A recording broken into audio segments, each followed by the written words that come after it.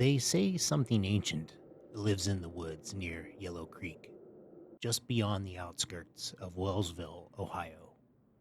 The locals call it the Beast of Yellow Creek, a hulking, shadow dwelling creature said to be a cousin of the infamous Bigfoot. Few believe the old stories anymore. Fewer still are brave enough to enter those woods after sundown. But 20-year-old Mason Hartley didn't believe in monsters. Mason was home from college for the summer, bored, restless, and full of hometown resentment. He had taken up hiking again to kill time. Yellow Creek offered the perfect escape: quiet trails, dense woods, and no cell phone signal to distract him. On a humid June afternoon, he packed his backpack and told his mom he'd be back before dark. He never came home. Mason's disappearance sparked a week-long search. Volunteers, police, even rescue dogs combed the area. They found his backpack near a ravine, torn open like it had been ripped apart by claws.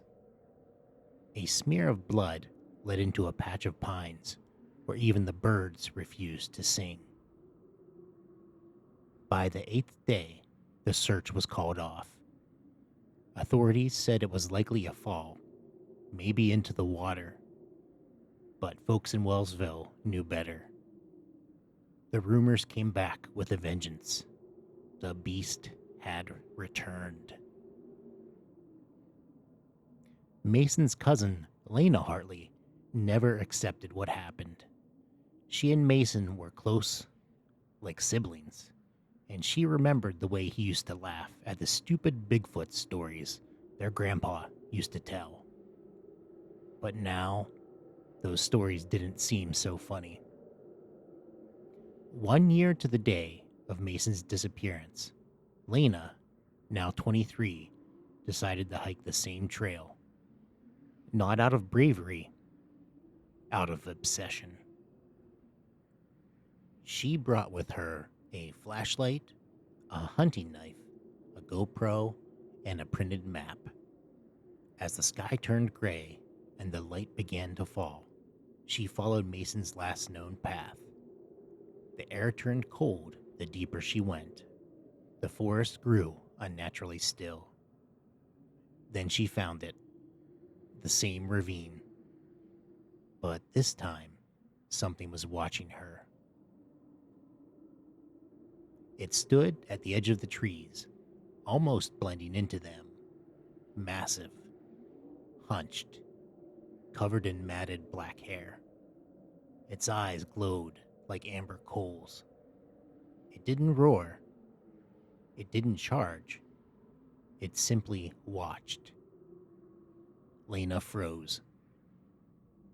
Slowly it stepped forward, its breath rising like steam in the twilight. She raised the GoPro. The screen went static. Her flashlight flickered and died. In that split second of darkness, she heard it move behind her. She ran. Branches tore at her arms and face as she crashed through the woods, the heavy thud of footsteps closing in. She reached a clearing and turned, but the beast was gone. The forest fell silent again. She collapsed to her knees, sobbing, clutching her knife. In the distance, she heard a voice. Mason? Faint, familiar, coming from the trees. But it wasn't his voice. It was wrong somehow. A mimic. Like something trying to sound human, but failing. She didn't look back. Lena escaped the woods, barely. Her footage was corrupted, her story dismissed, but the scars on her arms were real. The fear in her eyes never left. She left Wellsville for good. But some nights, when the fog rolls over Yellow Creek, locals say they see red eyes in the dark. They hear the heavy steps of something ancient, something angry. Sometimes they even hear a voice calling from the trees. Help me! They say the beast of Yellow Creek isn't just a monster. It keeps what it takes. Maybe Mason's still out there. Maybe he became something else. Either way, stay out of Yellow Creek after dark. This story was submitted by Richard, a Civil War reenactor. Most people think the scariest part of a battlefield is the silence. They're wrong. The scariest part is when you realize it's not silent at all. It's listening. I've been a Civil War reenactor for over 30 years. I've walked more battlegrounds than I can count, but Gettysburg was always my favorite and the one I respected the most. There's a kind of heaviness there, not just history, something else, like the land is still mourning. In the summer of 1998, I signed up for a weekend-long encampment with my unit. We were patrolling a Union infantry company camped near Cemetery Ridge. We pitched canvas tents, cooked over fires, drilled during the day, and stayed in full character. That Saturday night, I couldn't sleep. It wasn't the heat. It was the stillness. No wind, no bugs, no distant road noise. Just a thick quiet, the kind that presses against your ears. Around 2 a.m., I got up and left the tent to walk it off. That's when I saw the soldier. He was standing maybe 30 yards away, facing the field. Full uniform, rifle at his side. At first, I thought he was one of our guys on night watch. But something was off. The posture was too rigid. The gear was wrong. Leather straps faded and cracked in a way that didn't look like costume wear. The man's boots were scuffed and muddy, but the mud didn't match the ground. And his face, when he turned just slightly toward me, was pale. Not pale like a man awake at night. Pale like stone. I raised a hand. You all right, brother? He didn't answer, just looked straight through me. Then I heard the drumming. At first, I thought someone was playing a prank. A deep, steady rhythm like a distant war drum, echoing across the ridge. It grew louder, and then came the sound of boots, dozens, marching. But there was no one there. The fog rolled in fast. I could barely see 10 feet in front of me, and in that fog, I saw them. Shadowy figures, hundreds, marching past in silence, faces down, some with slings, others limping, men in both blue and gray, shoulder to shoulder, in death, even if they hadn't been in life. And still, the lone soldier near me didn't move. He stared ahead like he was watching them too. Then he spoke. It wasn't loud, just 3 words. They never left. I blinked. The fog shifted, and he was gone.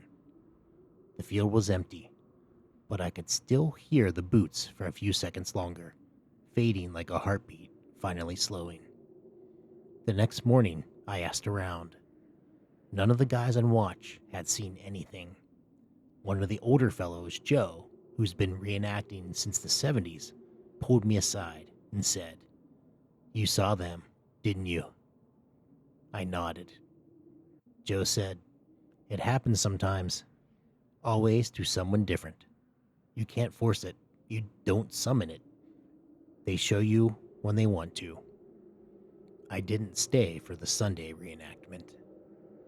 I packed up early and walked out through the same field I'd seen those shadows cross, half expecting to feel them brush past me again. I still reenact, but I've never returned to Gettysburg. Not because I'm afraid, because I know they're still marching, and I don't think they want to be disturbed again. This next one comes from Marcus, a travel blogger. People always ask if I believe in ghosts. I usually say no, but there's a difference between believing and knowing. And I know something happened to me in room 217. I run a travel blog called Wonderbell. I stay in weird places, haunted houses, abandoned asylums, even a yurt in Alaska during a snowstorm. The Stanley Hotel was supposed to be just another spooky story, a fun weekend, a blog post with some creepy photos and maybe an EVP recording I could fake in a post. But that night, it was real. The Stanley is gorgeous in daylight. White walls gleaming in the sun, red roof against the mountains like something out of a Wes Anderson film. The place is famous for inspiring The Shining, sure, but it's also known for actual hauntings. People see children running the halls at night, music playing with no source, doors slamming, lights flickering.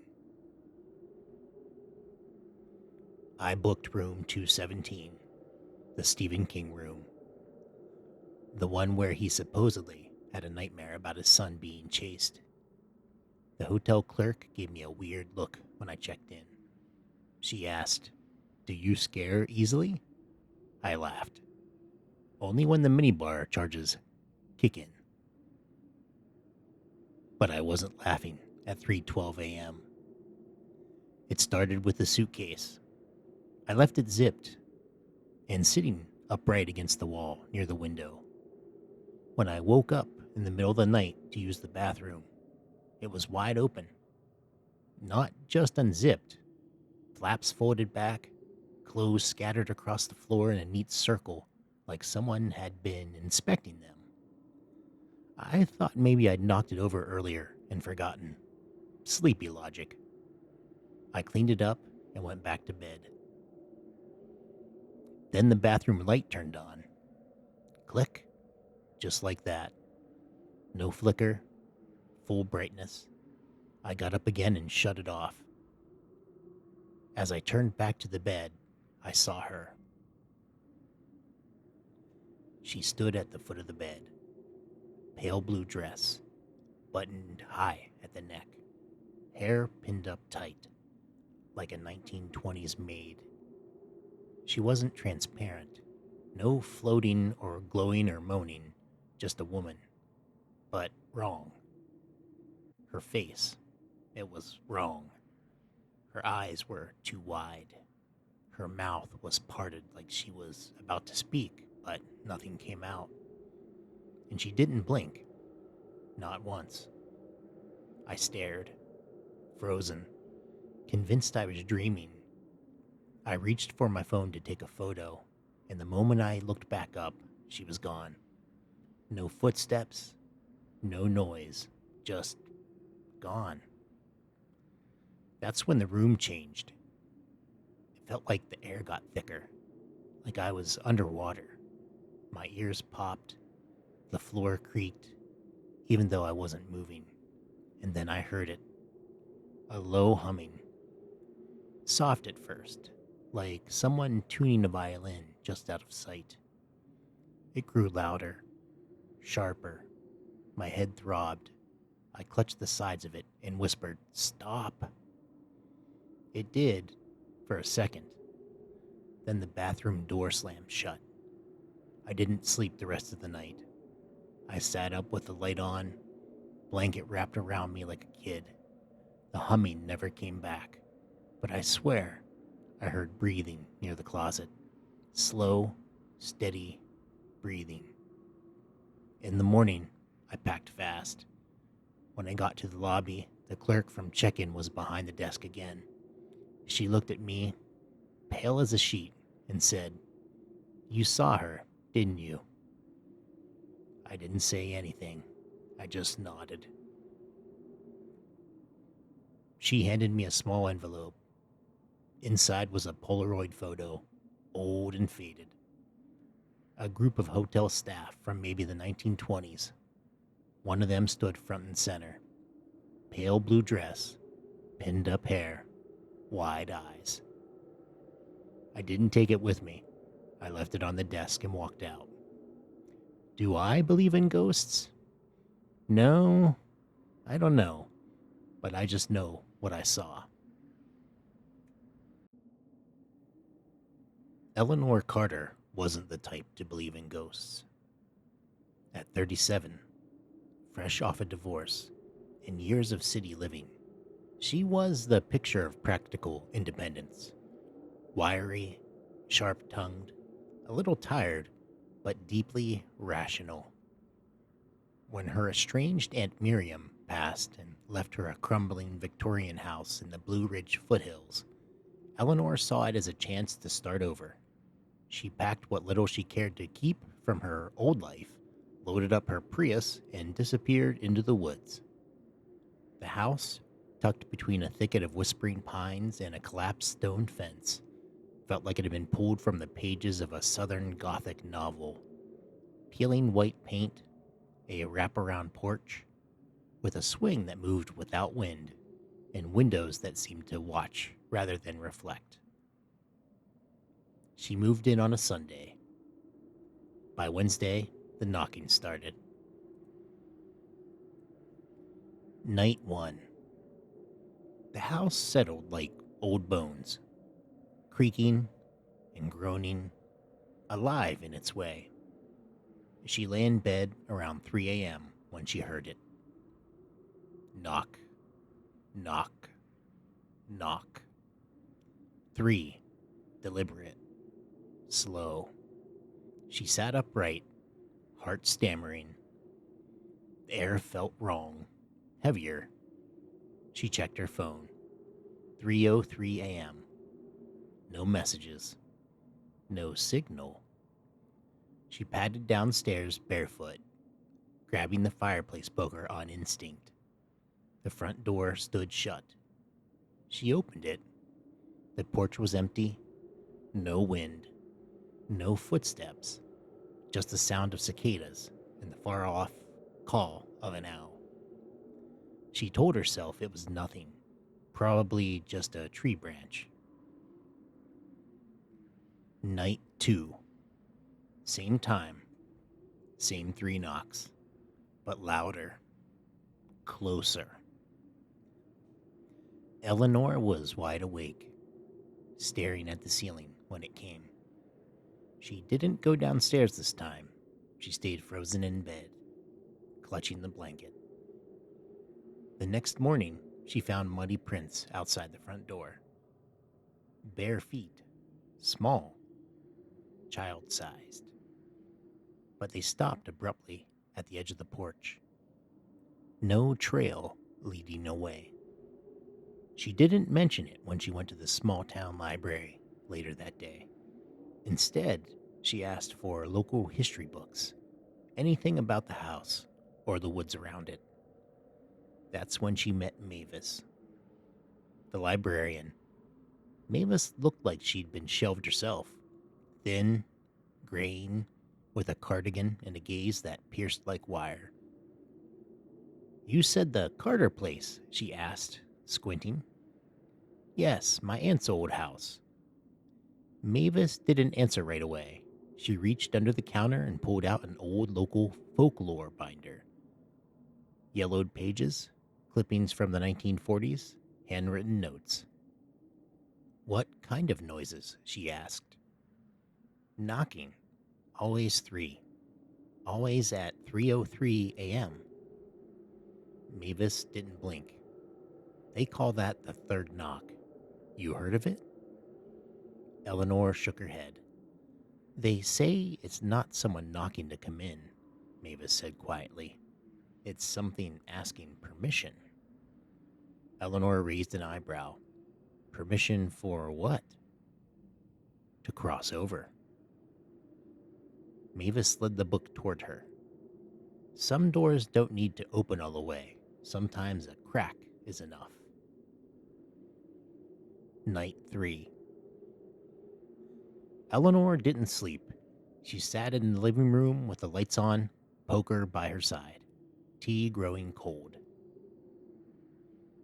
At 3:03 a.m., knock, knock, knock. She didn't move. Her heart thundered in her chest. Then a child's voice. Help, please, I'm cold. She stood trembling, moved to the door, put her hand on the knob. Let me in.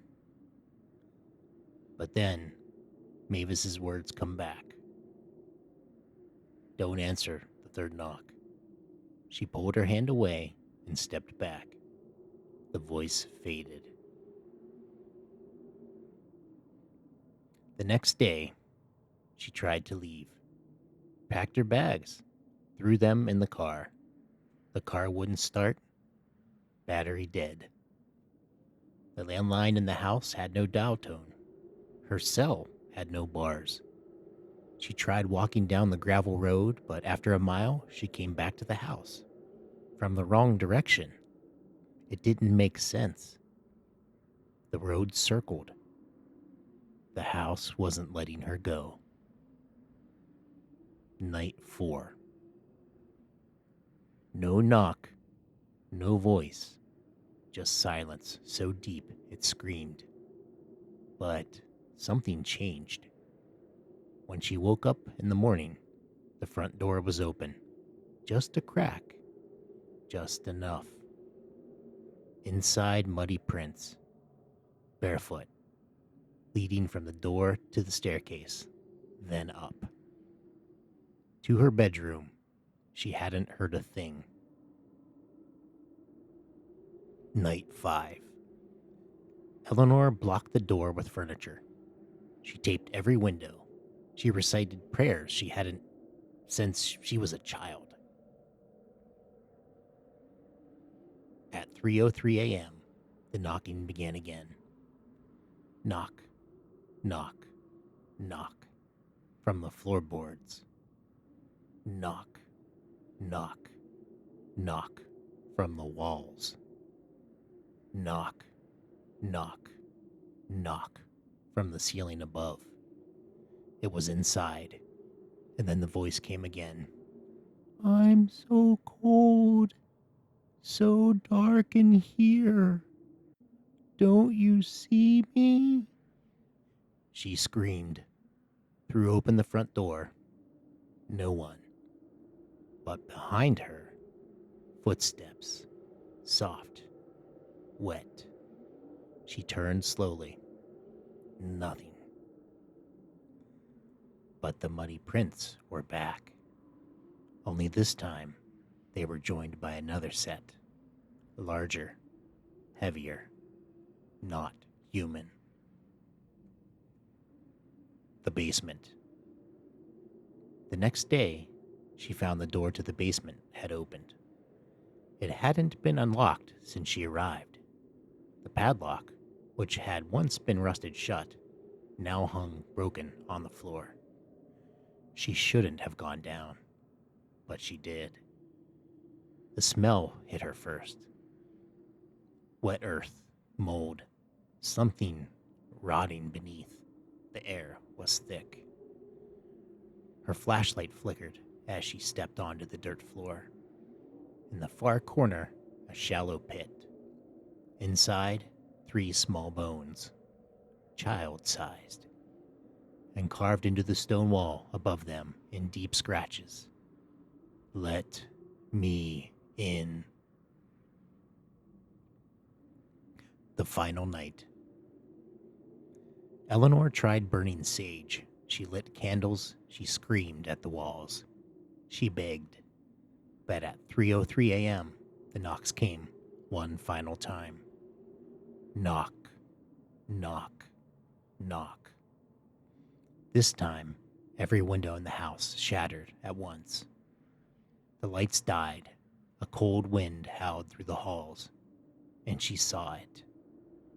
Not a child, not a ghost, but something tall. Too tall. Its limbs bent the wrong way. Its mouth stretched impossibly wide, but had no eyes, just skin where its face should be, and those long white fingers raised, about to knock again. She didn't wait. She screamed and ran out the front door, barefoot, into the woods. They found her 2 days later, walking in circles, whispering, "Don't answer, don't answer, don't answer." The house now stands empty. Locals say you can still hear the knocks at night, always at 3:03 a.m. 3 of them, just 3. They say if you hear them, don't answer, because once you let it in, it never leaves. The Mobley house sat like a slumped shadow on the corner of 10th Street in Wellsville, Ohio. The 3-story home was old, bones creaking with every breeze, its faded paint to a dull gray. To most, it was just another forgotten structure, but to David, it was home. David Mobley had lived there his whole life with his parents, Dave and Vicky. They were a close family, the kind that laughed loud at the dinner table and kept the front porch light on no matter how late you stayed out. But even in the warmest homes, the dark finds its way in. It started subtly. A misplaced object here, a light flickering there, whispering voices that could easily be blamed on the wind seeping through drafty windows. But David had grown up with these oddities. He was used to them. It wasn't until that fall Friday night that the house made itself known. David had invited his 3 best friends over, Anthony, Jeremy, and Andrew. It was one of those chilled October evenings where the air felt like it clung too tightly to your skin. The 4 teenagers were in the living room playing video games, laughing, and talking trash over Doritos and flat Mountain Dew. David's parents had gone to a church function and wouldn't be home until late. The house was unusually quiet that night. No creaks, no wind, just stillness. Then it started. Thump. A heavy footstep from upstairs. Anthony muted the TV. What was that? David sat up. Probably the house settling. Thump, thump, thump. The steps came again. Heavier this time. Too deliberate. Too human. Jeremy's face paled. Dude, someone's up there. Then came the unmistakable creak of the upstairs hallway floorboards, the sound David had heard 1,000 times before when someone walked from his parents' room to the top of the stairs. They all stared at the ceiling. The footsteps moved slowly toward the staircase. Anthony whispered, "Is your dad home?" "No," David said, now standing up. "No one's up there." Suddenly, bang, bang, bang, the sound of something slamming down the wooden steps, fast and wild, like boots charging toward them. Jeremy bolted upright. Nope, nope, I'm out." The air turned icy. The lights flickered. And then a long, guttural breath echoed through the foyer, like something was standing just out of sight in the hallway. David turned to his friends. "Run." They didn't need to be told twice. All 4 boys sprinted out the front door, nearly tripping over each other as they tore across the porch and down the street. None of them looked back. They ended up at the gas station on the corner, out of breath and shaking. They didn't speak for a long time until Andrew finally asked, "What the hell was that?" David, trembling, answered, "I don't know, but whatever it wasn't human." Later, when his parents got home and found the front door wide open, David tried to explain. His dad, Dave, didn't laugh like David expected. Instead, Dave got quiet. I've heard it too, he said. Long time ago, when I was your age. I hoped it was gone. His mom, Vicky, nodded slowly. It always comes back in the fall. The Mobley house never gave them peace.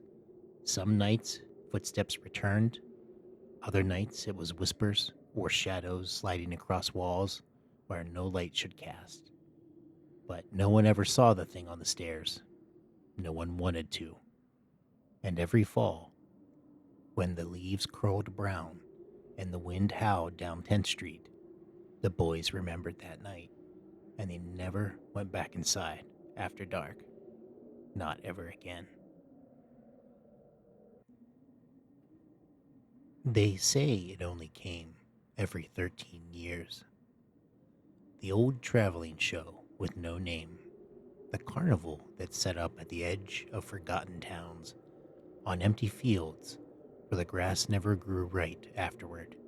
No flyers, no radio ads, just colored lights one morning where there'd been nothing the day before. Wellsville, Ohio, 1986. The last time it came was 1973, but no one talked about that. The ones who remembered had moved away or drank too much to recall the details clearly. Except one old man, Grady Twill. He lived in a trailer near the river, half blind and always mumbling to himself. He'd seen it when he was young. He tried to warn people. They thought he was crazy. But when the lights appeared again, spinning quietly at the tree line, just past Widow's Creek, he sat on his porch all night, sharpening a rusted hunting knife. It ain't just rides, he whispered. It's feedin'. The carnival had no entrance gate, just a rusted arch that read, Welcome back. Kids from town wandered in, allured by the smell of kettle corn and the shimmer of lights that shouldn't have had power. The rides looked old but worked smooth. Music came from nowhere, and the workers, all too thin, all too pale, smiled wide but blinked too slowly. They called themselves the Barkers. No one remembered them arriving. They were just there. Running the total reel, manning the dart booth, selling funnel cakes that tasted a little off. A girl named Marnie told her friends she watched one of the Barkers lick the air like it could taste something on her skin. And in the center of the grounds, hidden by a maze of funhouse mirrors and crooked tents, stood the black marquee, the Midway Show. Midnight only, the sign read. One night, one act, no refunds. Kids disappeared. First, it was Denny Kravitz. Then a girl from Lisbon who'd come with her cousins. No one panicked, not at first. Small towns had a way of brushing things aside. A few locals claimed they saw Denny after that, walking down the train tracks, staring too long, smiling too wide. But when they called his name, he vanished. Grady saw the signs. He came into the diner one morning with a box of old newspaper clippings, all yellowed and torn. Reports from 1959, 1946, even a few going back to 1911. Every 13 years, every time, children missing. Rides abandoned overnight, tents burned in the distance like a vanishing dream. It ain't a carnival, Grady said, eyes wide. It's a creature, wearing the skin of one. No one believed him until someone finally saw it. Through the cracks of the funhouse mirrors, between the slats of the old coaster's wooden frame, a shape that didn't belong. Tall, too tall, covered in black velvet, mouth too wide, no eyes, or too many, always moving, always whispering. Come one, come all. They called it the Midway Man. It didn't just take people, it remembered them, wore their voices, laughed their laughs. Some said it came from the mines beneath the town. Others thought it was older than the river itself. A boy named Jeffy Thompson, just 10 years old, said he followed a laugh that sounded like his dead uncle's into the Hall of Mirrors. When he came out, his hair had gone white. He never spoke again. Grady began to gather names. Kids who'd gone missing. Towns where the carnival had come and gone.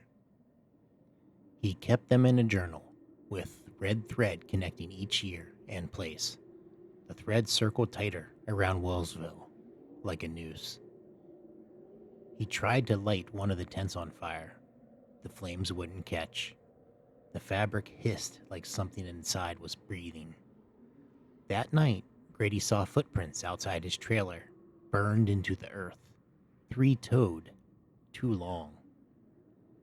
And then, one night, the whole town came to the Midway show, drawn in like moths. A voice echoed over the speakers, low and syrupy. "Tonight only, a show for the brave and the doomed.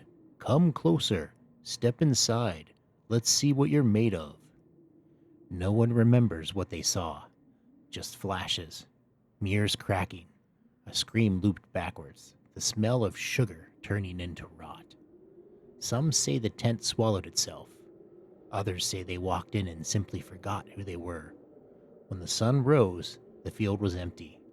Only Grady remained, blade in hand, staring at the burned grass. 13 years, he whispered. "We'll forget again, but I won't."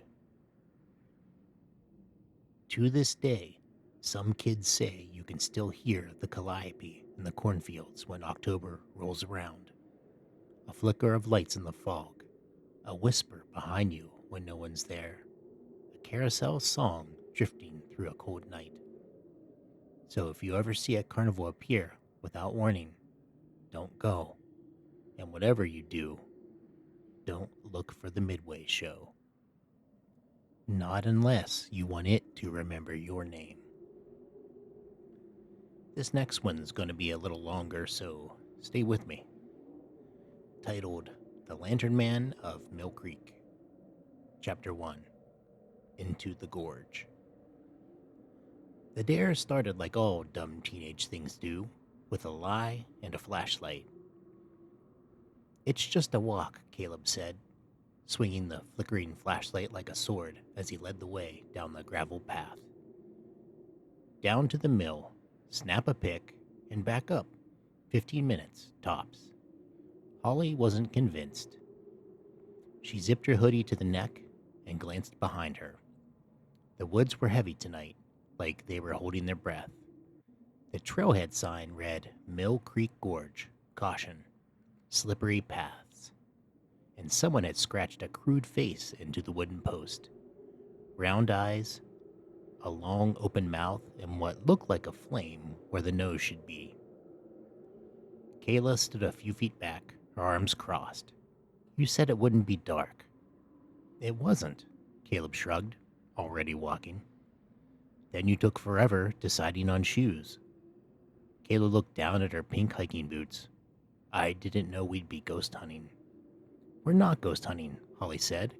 "We're just proving we're not scared of some urban legend."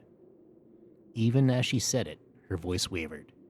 She'd grown up in Youngstown, and even though her parents never talked about it, everyone knew the stories about Mill Creek Park. Lanternman's Mill was the centerpiece, a restored 1800s grist mill, sitting over a roaring waterfall, but it was the woods surrounding it that people whispered about. Whispers of disappearances, of flickering green lights, of a man with a lantern who walked the trails at night, looking for souls to take. They call him the Lantern Man. Holly didn't believe in ghosts, not really, but she had to admit the stories got under her skin. Her uncle used to say that the trees in Mill Creek weren't right, that they bent in ways they shouldn't, that they listened when you walked alone. That's why she was here now, to face it. to prove the legend was just a story. They hiked in silence, their footsteps crunching leaves and gravel as the path dipped into the gorge. The air grew cooler, damper. The trees overhead formed a black canopy, blocking out what little light remained. "Smells like wet pennies," Caleb muttered, wrinkling his nose.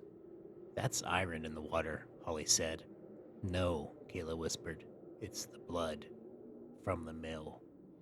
Holly gave her a sharp look. Kayla's eyes were wide, serious, maybe too serious.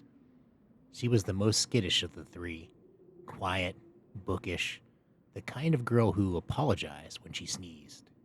Holly had invited her partly because she felt bad leaving her out. Now she wasn't sure Kayla was ready for this. "There's no blood," Holly said, "just moss and rust and river water." "Tell that to the people who went missing," Kayla mumbled. "Guys," Caleb called from ahead. "There it is." The trail curved, and suddenly the trees opened into a clearing. The sound of rushing water roared louder, echoing from the gorge. Lennerman's mill stood before them, dark, still, massive. The old building loomed like a forgotten relic of another world. 4 stories tall, built from gray stone and dark wood. It sat perched beside the waterfall like it had grown from the rock. The water wheel was still now, but the falls beside it thundered endlessly. A wooden deck stretched along one side of the building, leading to a locked visitor entrance. A sign on the railing read, "Closed after dusk." "I can't believe we're doing this," Kayla whispered. Holly stepped onto the deck and pulled out her phone. "Just a quick picture, then we're out." They posed with the mill behind them, their breath fogging in the cool night air. Holly tapped the shutter. Flash. She looked at the screen and frowned. "What?" Caleb asked, peeking over. "Something weird in the background," Holly said, zooming in. "Over there, near the trees. A figure. Just barely visible in the mist near the base of the mill. Tall, thin, cloaked in shadow, and holding a faint, glowing light. Probably just mist," Caleb said too quickly. Kayla took a step back. "Guys, can we leave now?" Holly swallowed hard and looked back at the trees. There was nothing there. No light, no shape. Just the sound of the waterfall and the rustle of the wind through the branches. Still, her hands trembled as she slid the phone into her pocket. Something didn't feel right.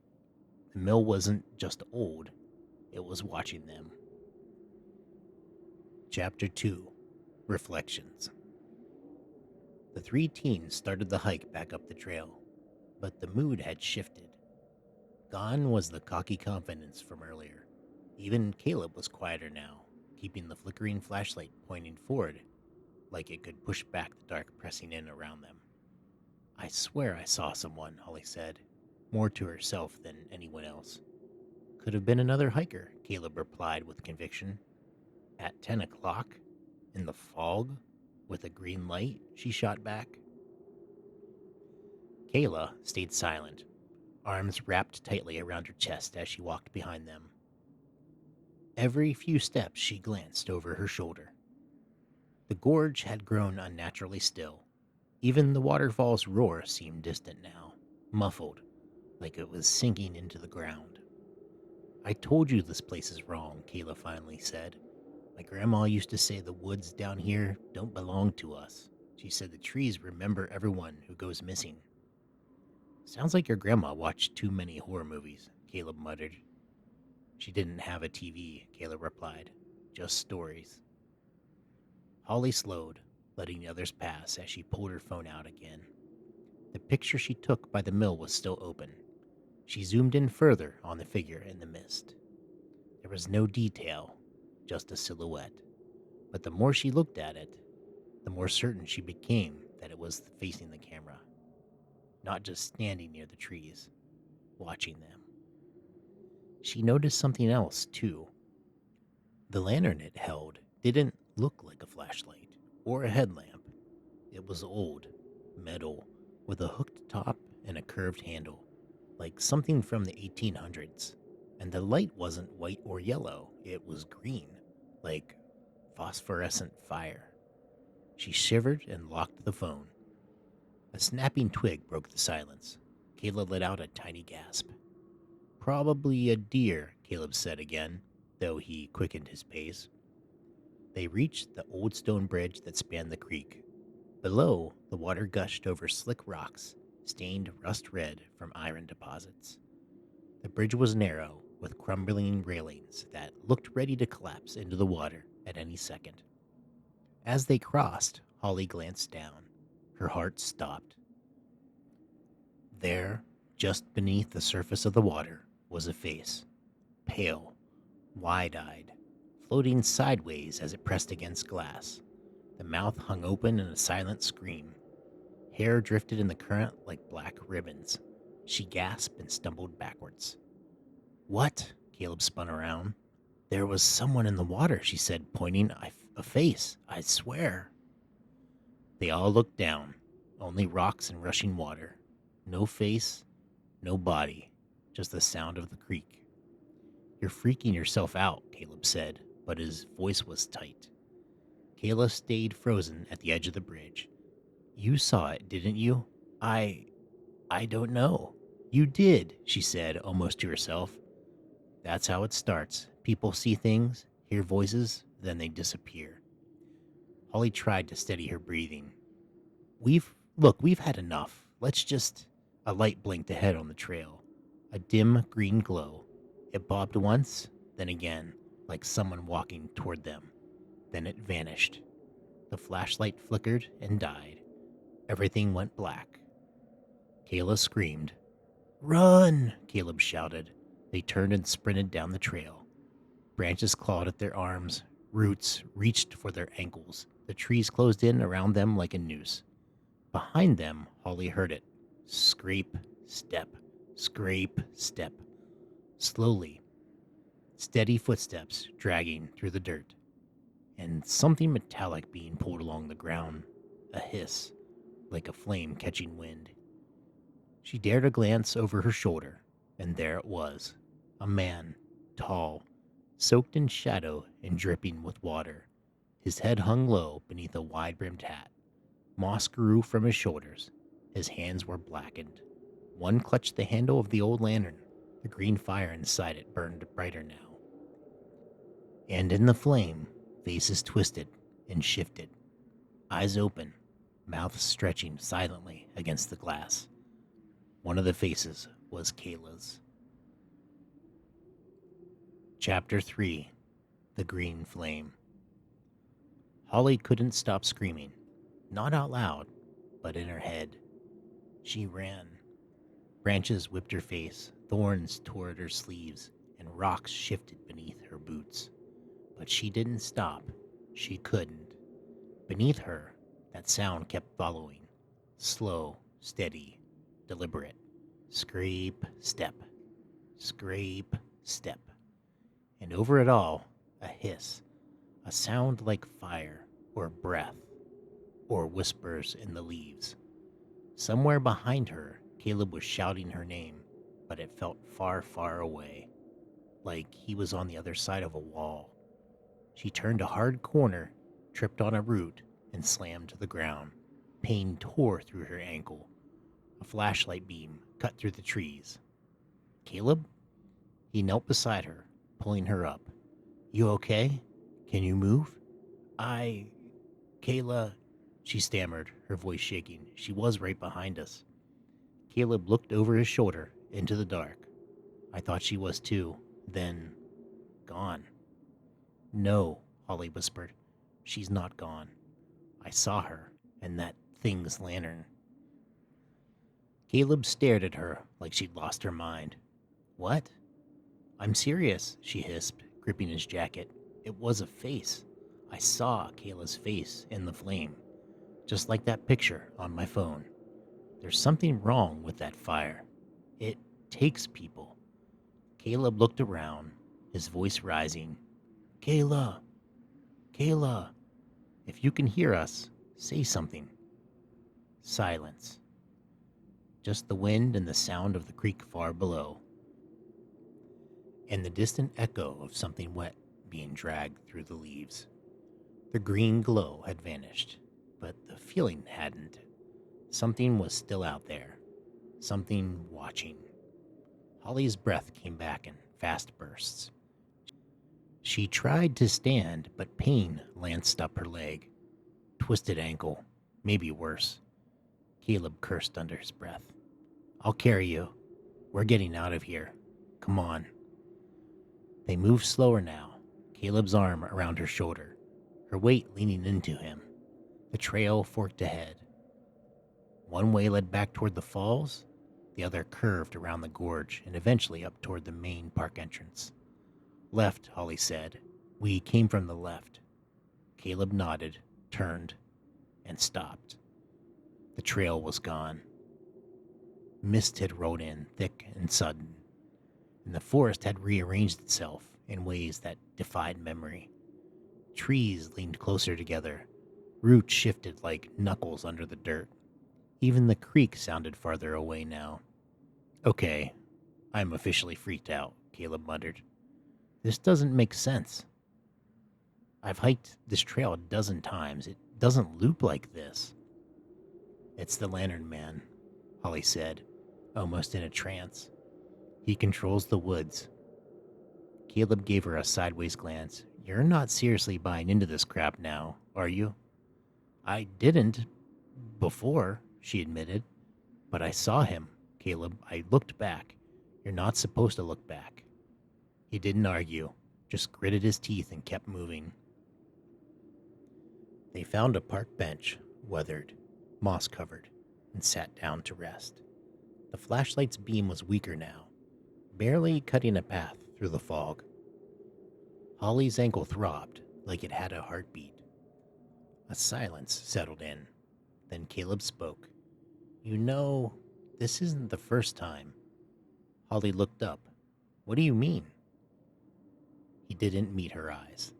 The thing you said about the lantern, with faces inside, you're not the only one who's seen that. She stared. My cousin Drew, he said. He disappeared last October. Said he was coming here to shoot some long exposure night photos of the mill. He never came back. I remember, she said quietly. Everyone said he slipped and fell into the creek. Yeah, that's what the news said, but I found his camera bag, myself, 3 days later. Holly sat forward. Where? Right where the trail hits that overlook. The bag was full of gear, untouched, but the SD card... He stopped. What was on it?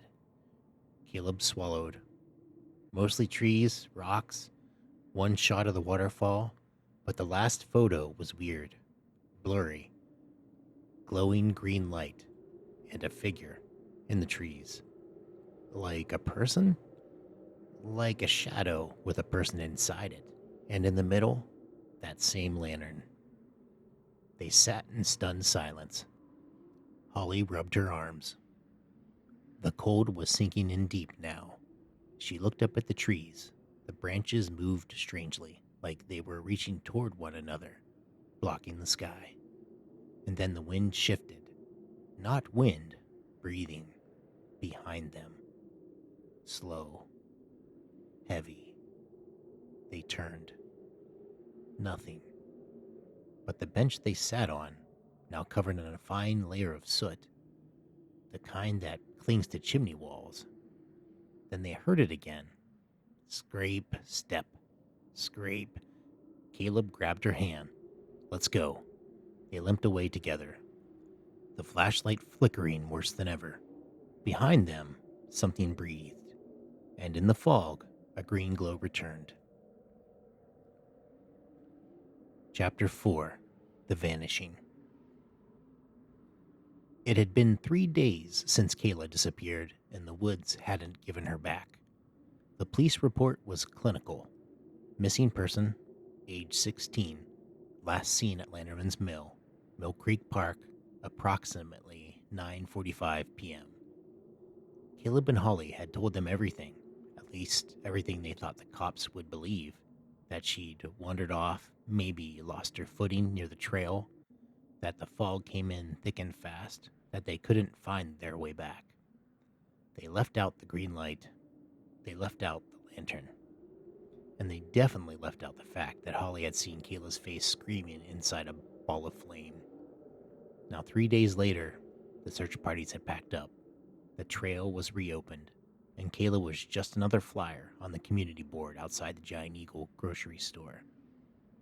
Her school photo smiled from the paper like she was still there, still waiting to come home. Holly hadn't slept. Not really. She kept seeing the same dream. The lantern man standing at the edge of the mill deck, his lantern raised, the fire flickering shadows across his face. A face that wasn't fully human anymore. His skin was like charred black, and his eyes glowed faintly green, like candle wicks caught in the wind. Worse than the dreams were the thoughts she couldn't escape when she was awake.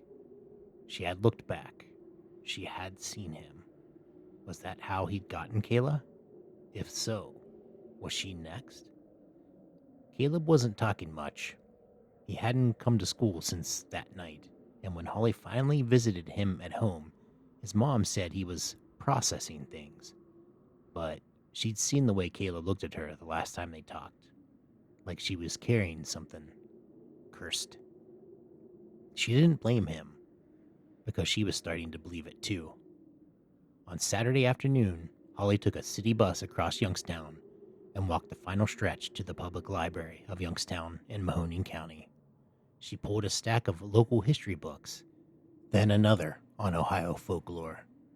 She found archived newspaper reels in the microfilm section and slowly worked her way back through the decades. It didn't take long to find them. Disappearances, always in or around Mill Creek Park. One from 1998, Amanda Heron, age 23, last seen jogging near the Mill Trail, body never found. Another from 1974, Thomas Pruitt, 45, amateur historian, came to photograph the gorge. His camera was found wedged between rocks. The final shot, a warped blur of trees and fog, with a strange round glow in the center. Another from 1956, 1923, even one from 1887, a mill worker who vanished during an overnight maintenance shift. Only the lantern he'd been carrying was discovered, the article read. Still lit, glowing, an unusual green. She leaned back in her chair, cold creeping into her fingers. It wasn't just a legend, it was a pattern. Kayla wasn't the first. She wouldn't be the last. The lantern man always took one, then waited. In the last book she opened, something caught her breath. A full-page engraving from 1864, yellowing and faded, captioned, Silas Brandt, Master of the Mill. Last photograph before disappearance. The man was gaunt, with deep-set eyes and a full beard. Hands blackened from soot and forge work. His mouth was a tight, grim line.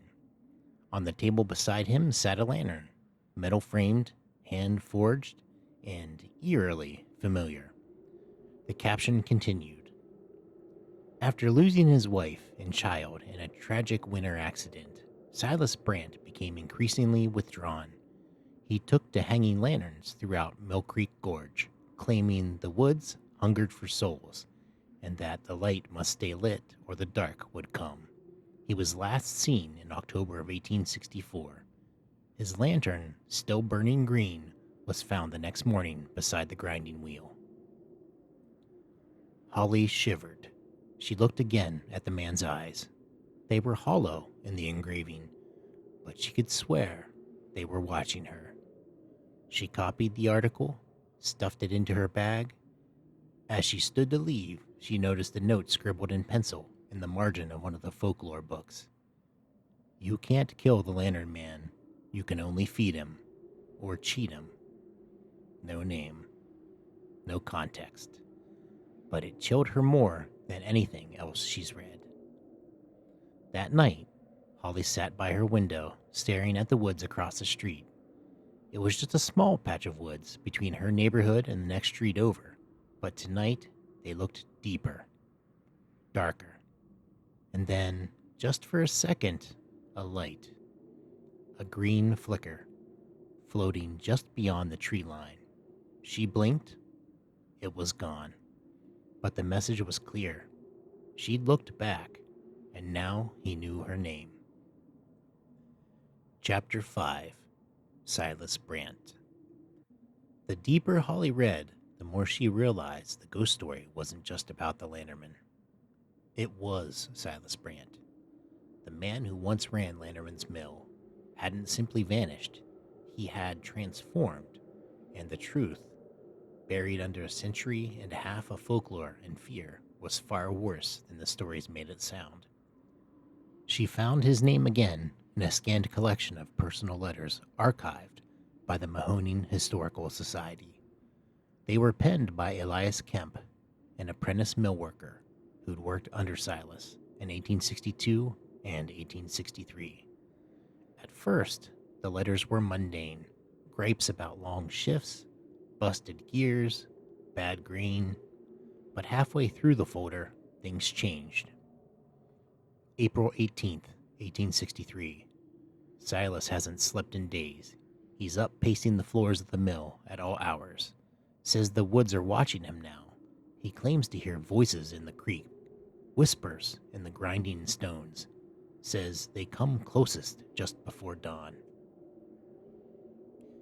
He started hanging lanterns from the trees, more every night.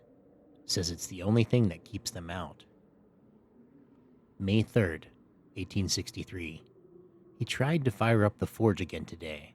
Said he needed to build something stronger. When I asked why he needed more lanterns, he just said the dark is hungry now. I told the constable, but they all think he's just grieving. His wife and son went missing last winter, you know. Silas says they were taken by the gorge. August 10th, 1863. I saw him speak to someone who wasn't there. He was kneeling by the creek, talking like a man at confession. When I called out, he nearly hit me. Said the bargain was his alone. I think he's truly gone mad. The final letter Elias ever wrote was just a single page. Holly read it twice, then 3 more times. Her hands trembled at the end. October 19th, 1863. There's something in the flame. I saw it last night. Silas finally showed me his masterwork. A lantern unlike any other. Its lights burn green. He says it's fueled by the veil between life and death.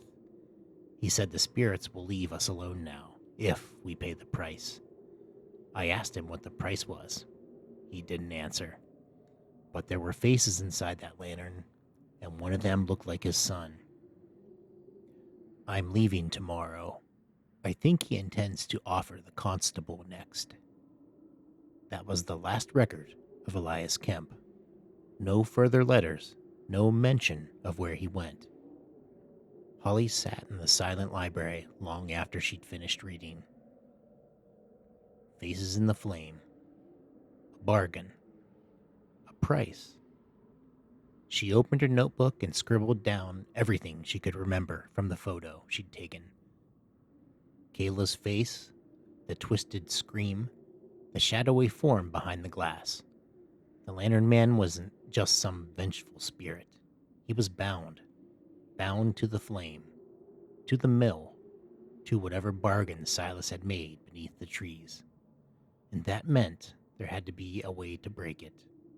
At home, she tore through the photocopies and clippings she'd collected. One phrase from the margin note haunted her. You can't kill the lantern man. You can only feed him, or cheat him. What did cheat him mean? There had to be more to the story. Something no one had figured out. She needed to go deeper. Back to where it started. Back to the mill. The next morning, she stood outside Caleb's house.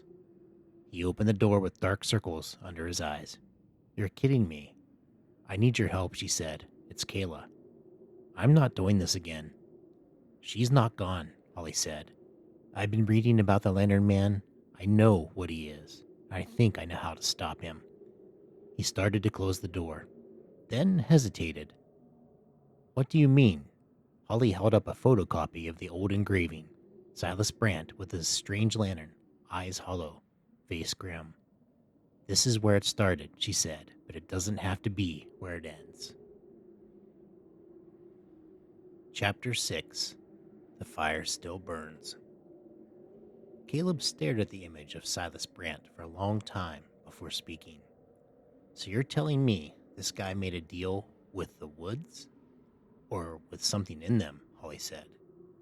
He lost his family, then started building lanterns to keep some kind of spirit or force at bay. It's not just a ghost story. It's a pattern.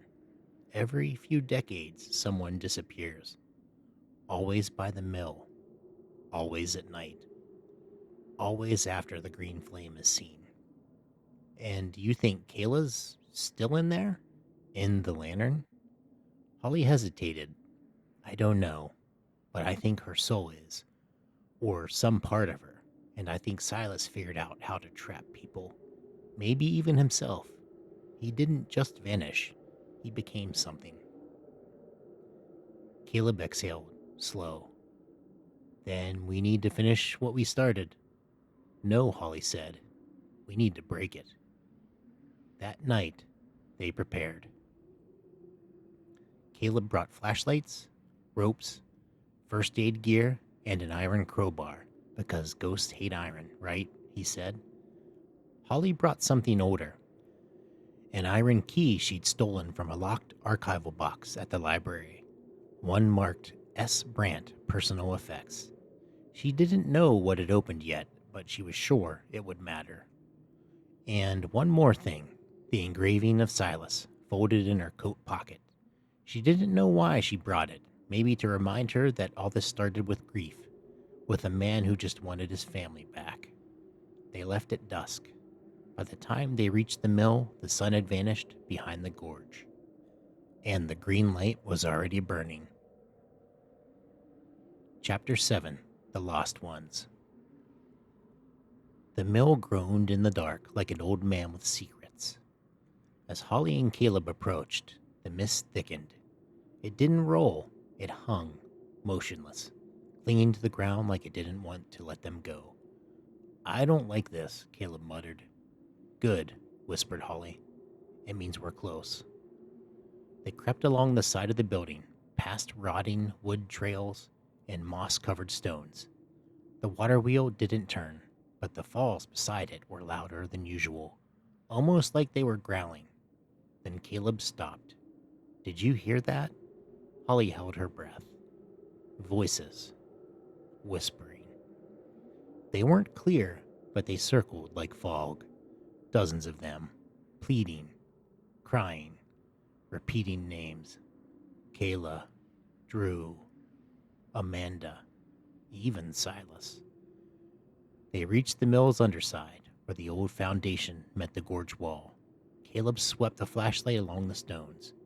There, half buried in vines and roots, was a small rusted iron door. Holly's heart pounded. She pulled out the key. It slid into the lock like it had been waiting. Click. The door creaked open. Behind it, a narrow stone staircase descending into blackness. Chapter 8. Into the Dark. The air was colder down here, so cold that Holly could see her breath even with her coat zipped to the chin. The walls were damp, carved from bedrock. The strange symbols etched in the stone, circles, triangles, flame marks, and faces with open mouths. This wasn't just a storage room, Caleb said. This was something else. His forge, Holly whispered. At the bottom of the stairs, the tunnel opened into a vast underground chamber. The ceiling arched overhead like the inside of a cathedral. But it was wrong. Too wide. Too silent. And in the center, an altar. Stone. Blackened. scarred from flame. Around it stood a ring of old iron lanterns, each lit with a pale green fire. Inside the flames, faces turned. Some screamed, some begged. One looked exactly like Kayla. Caleb fell to his knees. Jesus. Then the whispers rose. Louder now. Urgent. And behind them, a dragging sound. Scrape, step. Scrape, step. Chapter 9. The Mill Awakens. He emerged from the far shadows like smoke from a dying fire. Tall. Rotting. Cloaked in dripping, moss-laced rags. His lantern swung from one hand, the flame burning brighter than the others. His other hand was not a hand at all, but a bundle of blackened twigs fused into claws. His face, what remained of it, was hollowed, burned, and stretched by time. His eyes were gone, replaced by the same flame. But Holly recognized him instantly. Silas Brandt, the Lantern Man. He raised the lantern. The room dimmed around them, and every other lantern on the altar responded, pulsing like heartbeats. "You have come to make your offer?" he said. His voice was many voices, old, young, male, female, human, not human. "We're not here to offer," Holly said, stepping forward. "We're here to end this." He tilted his head. "You will feed the flame, as all who see the light must, as all who look back must." "No," she said. "You broke something when you made your deal, but you also left behind a crack. I saw it in your eyes, in your apprentice's letters." "You know nothing of my burden," the Lantern Man hissed. "I know you weren't always this," she said. "You were a man. You lost your family, and then you lit this fire hoping it would bring them back. But you lit the wrong flame." Caleb raised the crowbar. The Lantern Man did not move, but the whispers stopped. The room held its breath. Holly pulled the iron key from her pocket, then tossing the engraving of Silas onto the altar. "You trapped yourself in this deal, Silas, but I'm giving you a choice." And then she reached out and grabbed the main lantern. The green fire flared. Screams echoed through the chamber. Chapter 10. Beneath the Flame. The moment she touched the lantern's fire, time stopped. Or maybe it shattered. Suddenly, Holly stood in a place that wasn't stone or earth, but memory. All around her were floating images, snapshots of the people the lantern had taken. Kayla running through the woods, Drew looking into his camera, Amanda Heron tying her shoes before a jog, and in the center, Silas, kneeling by the altar, weeping into his hands. A voice spoke, not the Lantern Man's, not human. "One must walk the dark. The flame must burn." And Holly understood. Silas had made a deal to keep something ancient out of the world, a gatekeeper. He fed it lost souls, just enough to keep it sealed. When he tried to break the pact, it punished him, turned him into the flame's eternal guardian. Now it wanted her too. But she had a spark it hadn't expected. "Defiance." She reached into the vision, pulled free Kayla's shape, then Drew's. "I don't offer," she said to the flame. "I refuse." And then she crushed the lantern against the altar. Iron screamed, fire roared, and the chamber exploded with light. Chapter 11. The Lantern Man. The chamber shook, stone cracked, iron twisted. Green fire spiraled up the walls like smoke fleeing a broken bottle. The altar split down the center with a deafening crack, and the other lanterns burst one by one, each with a final echoing wail of the soul it had trapped. Holly fell back, shielding her eyes. Caleb dove over her just as the ceiling began to collapse. But in the center of it all, one figure remained unmoved: the Lantern Man. He staggered as the fire flickered out around him. His cloak of moss and ash drifted away like mist. His lantern shattered. His hands no longer blackened, but bare, human. He was Silas Brand again. And he was weeping. "I remember," he choked out, voice shaking like old paper. "Their faces. I only wanted to bring them back." "You can't bring them back," Holly said softly, "but you can let them go." He raised his eyes. They were his now, blue and sad, not green and hollow. The altar cracked one final time, and something beneath it, something vast and cold, let out a deep, groaning exhale. The pact wasn't done. The seal was breaking. And the old hunger was stirring again. Chapter 12. The Deal. From the broken altar, a void yawned open. A hole not into the ground, but into something far older. A place between places. A waiting hunger. "One must walk the dark. One must burn." The voice again. The same that had whispered through the lanterns, through the trees, through the fog for over 150 years. The fire must be fed. Silas looked at Holly and Caleb. "I made the deal," he said, "and now I must finish it." He stepped toward the rift. "No," Holly said, reaching for him. Caleb stopped her. "Let him go." Silas turned, and for the first time smiled. Not with peace, not with happiness, but with relief. He stepped into the fire and vanished. The hole closed like it had never been there. The whispering stopped. The green glow faded for good. They climbed out of the mill as dawn broke over the gorge. Behind them, the buildings groaned one final time.